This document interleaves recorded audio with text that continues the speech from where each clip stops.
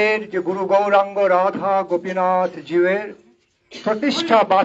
প্রতিষ্ঠা বার্ষিক মহা মহোৎসব উপলক্ষে পঞ্চম দোল এই শুভ পরম কল্যাণপ্রদ তিথিতে আমরা এক্ষণে শ্রীপাদ অনঙ্গমোহন প্রভুর বাস ভবনে উপস্থিত হয়েছি। তিনি হচ্ছেন গুরু মহারাজের কনিষ্ঠ ভ্রাতা, গুরু মহারাজের কনিষ্ঠ ভ্রাতা। তিনি ছিলেন অত্যন্ত স্নেহভাজন, পরম স্নেহভাজন, আদরের কনিষ্ঠ ভ্রাতা।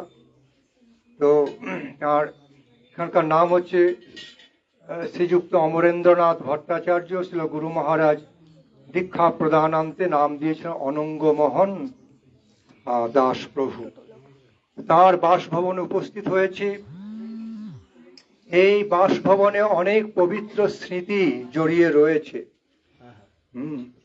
ছিল গুরু মহারাজ তার সন্ন্যাস পরবর্তী পর্যায়ে এখানে এসছিলেন। 4 থেকে প্রায় 5 দিন এখানে উৎসব চলেছিল। 4 দিন ব্যাপী পুরো উৎসব চলেছিল সাধু সঙ্গে সংকীর্তন সহযোগে। গুরু মহারাজই আসেননি, গুরু মহারাজের সঙ্গে তার অন্যান্য অনেক প্রিয় সতীর্থগণ, তার গুরু ভ্রাতা বৃন্দ এখানে এসছিলেন এবং সেই সঙ্গে তাদের সঙ্গে তাদের শিষ্যবৃন্দ তথা ভক্তবৃন্দ সব এখানে এসে সমবেত হয়েছিলেন। প্রায় 4 দিন ব্যাপী মহা মহোৎসব চলেছিল এই বাসভবনে। এই ছিল গুরু মহারাজ এবং তদীয় গুরু ভ্রাতাগণ, যেমন পূজ্যপাদ ভক্তি কমল মধুসূদন গোস্বামী মহারাজ, শুনেছি ভক্তি বিচার জায়বর গোস্বামী মহারাজ, অকিঞ্চন কৃষ্ণদাস বাবাজি মহারাজ, এরা সকলে আরো অন্যান্য এসেছিলেন। তারা শিষ্য সমভিপ্রায়ে সমস্ত ভক্তগণ সহযোগে যেখানে প্রায় 4 দিন ব্যাপী মহা সংকীর্তন মহা মহোৎসব চলেছিল, সংকীর্তন এবং প্রসাদ মহাপ্রসাদের মহোৎসব চলেছিল হরিকথা সহযোগে। তো সে তারা সমস্ত যা প্রভুপাদ সরস্বতী গোস্বামী ঠাকুরের ভক্তি সিদ্ধান্ত সরস্বতী গোস্বামী ঠাকুর প্রভুপাদের সব স্টলওয়ার্ড শিষ্যগণ, বরিষ্ঠ সমস্ত শিষ্যগণ অর্থাৎ গুরু মহারাজের গুরু ভ্রাতা, তারা এই প্রায় 4 দিন ব্যাপী তারা নিজেরা এখানে ইষ্ট গোষ্ঠী করেছিলেন, হরিকথা অনেক প্রচুর হরিকথা কীর্তন করেছিলেন। তো তখন তো আমাদের এই মঠটি তখন শুরুয়াত হবে তখন শুরু হয়নি, তখনও একটা পরিকল্পনা চলছে। সেই সময় তখন হাপানিয়া গ্রামে গুরু মহারাজের নিজস্ব যে বাসভবন, পৈতৃক বাসভবন, তখন অনেকটা ডিলাপিটেটেড কন্ডিশনে, তখন ঠিক নেই, সেই সময় ছিল না। এটাই ছিল একমাত্র আশ্রয়। সকলে এখানে আশ্রয় নিয়েছিলেন। তাদের প্রচুর আদর যত্ন তখন অনঙ্গমোহন প্রভু এবং তার যে সহধর্মিনী আমাদের ছোট মা আমরা বলতাম, প্রচুর ভাবে সেই সমস্ত সাধু সন্তদের আদর যত্ন করে রেখেছিলেন। তারা পরে গিয়ে প্রচুর প্রশংসায় পঞ্চমুখ হয়েছিলেন, এত আদর যত্ন এখানে। এইভাবে ছিল গুরু মহারাজ, শিষ্য ভক্তি রক্ষক শ্রীধর দেব গোস্বামী মহারাজ এবং তদীয় সতীর্থগণ সকলে এখানে নিবাস করে গিয়েছে, এখানে বসবাস করেছিলেন। হরিকথা হরিকীর্তন কৃষ্ণ সংকীর্তন সহযোগে এবং মহাপ্রসাদ বিতরণ অনুষ্ঠান চলেছিল। প্রচুর সব এই গ্রামবাসী, চারপাশ থেকে গ্রামবাসী, এমনকি মুসলিমরাও পর্যন্ত এখানে এসে তারা যোগদান দিয়ে মহাপ্রসাদ পেয়েছিল একবারে নিরহংকার ভাবে। এইভাবে সুতরাং এই বাসভূমি হলো ধন্য। ছিল গুরু মহারাজ পরমারাধ্য পতিত পাবন পরমদয়াল জগৎগুরু শিষ্য ভক্তি রক্ষক শ্রীধর দেব গোস্বামী মহারাজ এবং তদীয় সমস্ত বরিষ্ঠ মহিমা মণ্ডিত যে তার যে সতীর্থ প্রিয় সতীর্থবর্গ, তাদের বসবাসে এই বাসভবন পরম ধন্য হয়েছে। সাধু সঙ্গে সংকীর্তন মহোৎসবে, তাদের হরিকথা মহোৎসবের দ্বারা এই বাসভবন ধন্য। এই বাসভবন সেই স্মৃতি বিজড়িত, অপূর্ব স্মৃতি বিজড়িত রয়েছে। এবং পরবর্তীকালে আমাদের অকিঞ্চন কৃষ্ণদাস বাবাজি মহারাজ যখন মাঝে মাঝে চলে আসতেন, তখন এখানে কয়েকবার বোধহয় এখানে তিনি বসবাস করেছিলেন, এদের অনুরোধে আতিথ্য স্বীকার করেছিলেন। বেশিরভাগ সময় ওখান থেকে নবদ্বীপ মঠ থেকে এসে প্রণাম প্রদক্ষিণ করে চলে যেতেন। কিন্তু মাঝে মাঝে তিনিও এখানে অবস্থা আতিথ্য স্বীকার করেছিলেন আমাদের অনঙ্গমোহন প্রভুর, তার বিশেষ আন্তরিকতায়, বিশেষ আন্তরিক অনুরোধ, তার বিশেষ প্রীতি আমন্ত্রণ অনুরোধে তিনি এখানেও আতিথ্য স্বীকার করেছিলেন। এই অনঙ্গমোহন প্রভু হচ্ছেন আমাদের পরম শ্রদ্ধেয় গুরু ভ্রাতা, অন্যতম পরম পূজ্য গুরু ভ্রাতা। গুরু মহারাজের সমস্ত ভ্রাতৃবৃন্দ ছিলেন গুরু মহারাজের অনুসারী, বেশিরভাগই তারা অনুগত ছিলেন। এই সুতরাং এই হাপানিয়া ধামে আমরা যে আজকে সুদৃশ্য সুরম্য শ্রীমন্দির দেখছি, ছিল গুরু মহারাজের তার দিব্য আবির্ভাব পীঠে, যেটি তার হচ্ছে পিতামাতা, তার পিতামাতার জায়গা ওইটি, যেখানে আমাদের মন্দির হয়েছে। গুরু মহারাজের নিজস্ব বাসগৃহ, পিতামাতার বাসগৃহ, অমরেন্দ্র প্রভুরও বাসগৃহ ওইটি। পরবর্তীকালে তিনি ওখান থেকে এসে এখানে আলাদা করে একটু বাড়ি করলেন, একই তল্লাট, একই তাদের জায়গা। এই তো সুতরাং পরবর্তীকালে এরপরে সেই সময় থেকে স্থির হয়ে যায়, যখন গুরু মহারাজ তাঁর সতীর্থ সমভিধারে তাদের সহযোগে এখানে উপস্থিত হলেন। সেই সময় প্রস্তাব আসে এবং গুরু মহারাজের বিশেষ ইচ্ছা যে তাঁর পৈতৃক বাসভবন যেন রাধা গোপীনাথের সেবায় অর্পিত হয়ে যায়। গুরু গৌরাঙ্গ রাধা গোপীনাথের সেবায় সবকিছু অর্পিত হয়ে যায়। তখন থেকে আবার সে পরিকল্পনা শুরু হয়। পরবর্তীকালে সেই পরিকল্পনা বাস্তবায়িত হয়। গুরু মহারাজ তার সমস্ত ভ্রাতাদের ডাকেন, তারা সব শরিক ছিলেন, তো ভ্রাতাদের ডেকে বললেন, বাবা তোমরা সমস্ত দান দিয়ে দাও, আমি চাই আমাদের পিতামাতার গৃহ পৈতৃক বাসভবন এই শ্রী গুরু গৌরাঙ্গ রাধা গোপীনাথ জির সেবায় অর্পিত হোক, নিবেদিত হোক। তোমরা এই মহান কাজে ব্রতী হও, অর্পণ করে দাও। তো গুরু মহারাজের আদেশকে শিরোধার্য করে, তার মনোভীষ্ট পূরণ করে সমস্ত তার ভ্রাতাগণ সব রাজি হয়ে গেলেন। সকল যে শরিকানার যে অংশ ছিল সব লিখে দিয়ে একবারে মঠকে সব দান করে দিলেন। এবং তারপর থেকে একবারে পরিকল্পনা শুরু হয়ে গেল ওখানে যে সুদৃশ্য সুরম্য শ্রীমন্দির প্রতিষ্ঠা হবে রাধা গোপীনাথ জীবের। এবং এই যে পরিকল্পনা হলো কিছু বছরের মধ্যে, তারপর কিছু বছরের মধ্যে এই তখন শ্রীমন্দিরের কার্য শুভারম্ভ হলো। সুতরাং ছিল গুরু মহারাজের বিশেষ মনোভীষ্ট পূরণ পূর্বক তার সমস্ত শিষ্যবর্গ, পূজ্যপাদ গোবিন্দ গোস্বামী মহারাজ এবং তার অন্যান্য সমস্ত বরিষ্ঠ শিষ্যবর্গ সকলে সম্মিলিত ভাবে এখানে এই সুদৃশ্য সুরম্য শ্রীমন্দিরের সূচনা করেন, আরম্ভ করলেন এই সেবার। এবং এই মন্দির গড়ার সেবার মুখ্য দায়িত্বে ছিলেন আমাদের শ্রীপাদ অমরেন্দ্রনাথ ভট্টাচার্য মহোদয় তথা আমাদের পরম শ্রদ্ধেয় শ্রীপাদ অনঙ্গমোহন প্রভুজি। তিনি এবং তার সন্তানগণ দীপেন্দ্র ভট্টাচার্য, এদিকে যেমন নন্তিপ্রভু নন্দকুমার ভট্টাচার্য, এরাই সমস্ত প্র্যাকটিক্যাল ফিল্ডে দায়িত্ব নিয়ে এই শ্রীমন্দিরের শুভারম্ভ করে দিলেন। শুভারম্ভ করে তারপরে একবারে দায়িত্ব গ্রহণ করে মন্দির কমপ্লিট করেছিলেন, মন্দিরের কার্য সুসম্পন্ন করেছিলেন। সেই দিক থেকেও আমাদের শ্রীমৎ অমরেন্দ্রনাথ অর্থাৎ শ্রীমৎ অনঙ্গমোহন প্রভুজি এবং তার এই পরিবারের সদস্যগণের বিশেষ ভূমিকা রয়েছে। এই যে শ্রীমন্দির, আমরা যে সুরম্য শ্রীমন্দির গুরু মহারাজের আবির্ভাব পীঠে দর্শন করছি, তার গড়ার পেছনে, মন্দির গড়ার পেছনে, সেই সেবার পেছনে বিশেষ ভূমিকা রয়েছে। শ্রীপাদ অনঙ্গমোহন প্রভুই ছিলেন প্র্যাকটিক্যাল ইনচার্জ এই শ্রীমন্দিরে।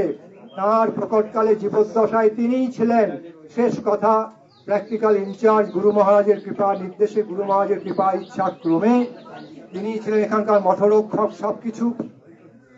তারপরে তার প্রয়াণের পরে তার পুত্রগণ অনেক দেখভাল করেছিলেন। আমরা আসতাম যেতাম, পূজ্যপাদ গোবিন্দ গোস্বামী মহারাজ তিনি সমস্ত ওখান থেকে আসতেন, আমরাও আসতাম।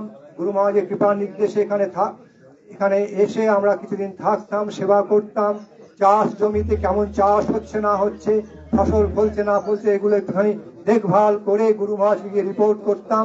কিভাবে তার নবনির্মিত সুরম্য শ্রী মন্দিরের বিগ্রহগণের সেবা পূজা হচ্ছে, গুরু মহারাজকে রিপোর্ট করতাম। গুরু মহারাজ খুব আনন্দ লাভ করতেন যে সবকিছু সুষ্ঠুভাবে সম্পন্ন হয়ে চলেছে এখানে। শ্রী শ্রী গুরু গৌরাঙ্গ রাধা গোপীনাথের সেবা সুষ্ঠুভাবে সম্পন্ন হয়ে চলেছিল, এই রিপোর্ট পেয়ে আনন্দ লাভ করতেন।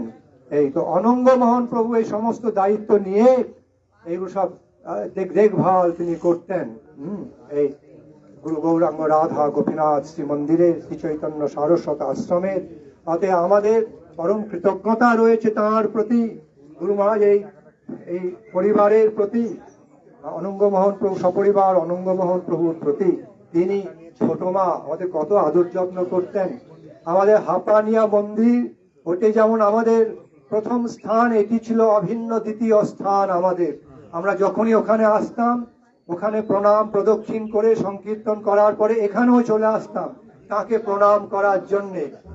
গুরু মহারাজের বরিষ্ঠ শিষ্যগণ আসতেন, তাকে প্রণাম করা, এখানেও প্রসাদ পেতাম। অভিন্ন আমাদের রাধা গোপীনাথ মন্দির চৈতন্য সারস্বত আশ্রম, এইভাবে বুঝতে হবে। সুতরাং এই স্থান হলো পরম পবিত্র এবং অনেক সেবা স্মৃতি বিজড়িত। হাপানিয়া মঠের সেবা স্মৃতি বিজড়িত স্থান, আমরা সেই স্থানে এখন উপস্থিত হয়েছি। এবং এবং মাঝে মাঝে গুরু মহারাজ বার্তা নিতেন অনঙ্গমোহন প্রভুর কাছ থেকে, আমরা আমাদের হাপানিয়া পাঠাতেন, পাঠিয়ে কেমন কি চলছে ইয়ে করতেন, অনঙ্গমোহন প্রভুর কাছ থেকে রিপোর্ট আমরা নিয়ে গুরু মহারাজকে দিতাম। তাঁর কি দৃষ্টিভঙ্গি, তাঁর কি প্রস্তাবনা, এটাও গুরু মহারাজকে জানাতাম। তখন এত তো ফোন টোন ছিল না, তখন আমরা বার্তাবাহী হয়ে, আমরা পিয়নের মাধ্যমে অনেক কিছু হতো তখন, আর জীবন্ত বার্তাবাহক ছিলাম আমরা। মেশিনের পরিবর্তে আমরা সব জীবন্ত ফোন ছিলাম, জীবন্ত বার্তাবাহক। তো অনেক কিছু বলার রয়েছে। এই পঞ্চম দোলেও বিরাট ভাবে, আজকে পঞ্চম দোল হচ্ছে শ্রীমান মহাপ্রভু রাধা গোপীনাথজির শ্রী বিগ্রহের প্রতিষ্ঠা মহোৎসব। শ্রীমন্দিরে আজকের তিথিকে অবলম্বন পূর্বক এই গুরু গৌরাঙ্গ রাধা গোপীনাথজির প্রতিষ্ঠা হয়েছিল। প্রতিষ্ঠা বার্ষিক মহা মহোৎসব, প্রথম প্রতিষ্ঠা বার্ষিক মহা মহোৎসব বিশাল ভাবে উৎসব হয়ে একবারে বিশাল ভাবে সংকীর্তন সহযোগে সবকিছু অনুষ্ঠিত হয়েছিল পঞ্চম দোলে। আমাদের ছিল ভক্তি প্রমোদ পুরী গোস্বামী মহারাজের শ্রী হস্তে এই মহাপ্রভু রাধা গোপীনাথজির বিগ্রহ যেটি আমরা দর্শন করি ওখানে প্রতিষ্ঠিত হয়েছিল গুরু মহারাজের ইচ্ছায়, গুরু মহারাজের বিশেষ অনুরোধে।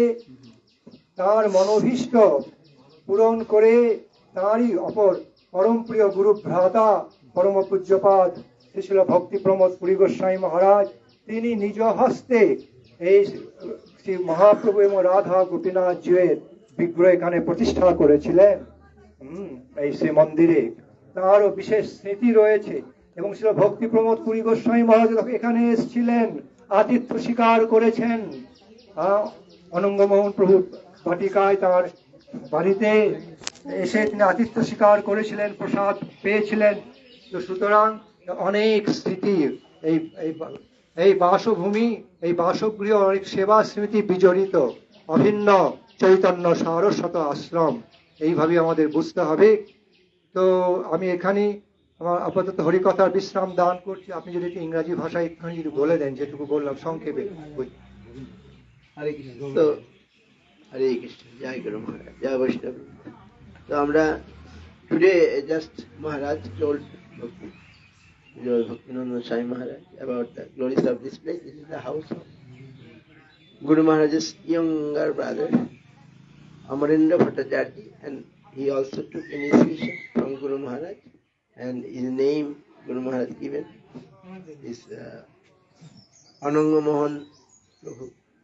So, and Maharaj told details about this house before the construction.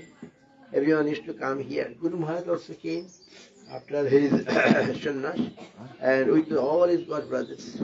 They like it so much, and they used to come here. And Pujabad Kirtan Krishna Babaji Maharaj, so he used to come many times.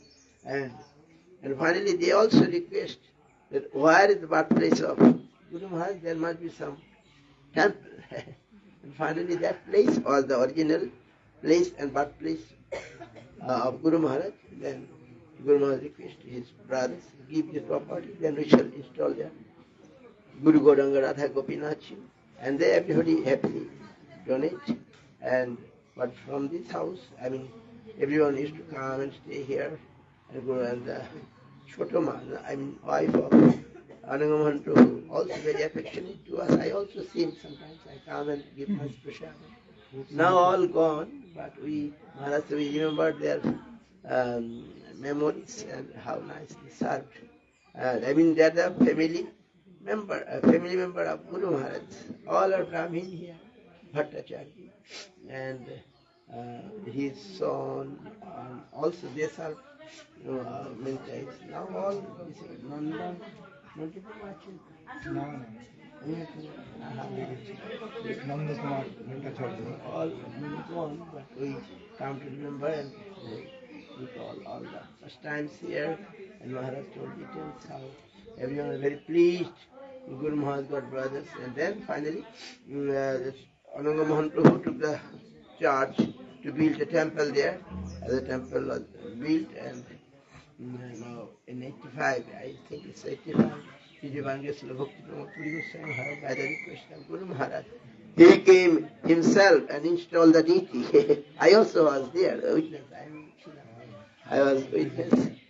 Puri Maharaj himself installed the deity, and and we are very happy that after that, now we see very nice, renovated by Bhaktinanda Swami Maharaj. The place was not so much clean, but after 1 year, 2 years before, he came and Maharaj renovated the place, and it looks nice. So we love it because it's our Guru Maharaj's birthplace. Kinchan Krishna Babaji Maharaj was disciple of Prabhupada. He used to come and also come this house, his school, his boarding, many places where Guru Maharaj used to live, etc. And Guru Maharaj used to ask, why you going to all these places? My school, boarding, or my pond where I used to take bath. Guru Maharaj say, Maharaj, your writing is like Rupa Goswami. So I like to see where you born and brought up the place. So Maharaj used to come, Krishna Babaji Maharaj used to come. And Maharaj remember that this house is so connected there for the service of Chaitanya Saraswati Ashram, and Anangamohan Prabhu took the charge and did the temple construction, etc. And now this Panchamadol is a festival of installation festival. By remembering, we have come here to see the place and give our honor to Guru Maharaj and his family, but all that almost gone.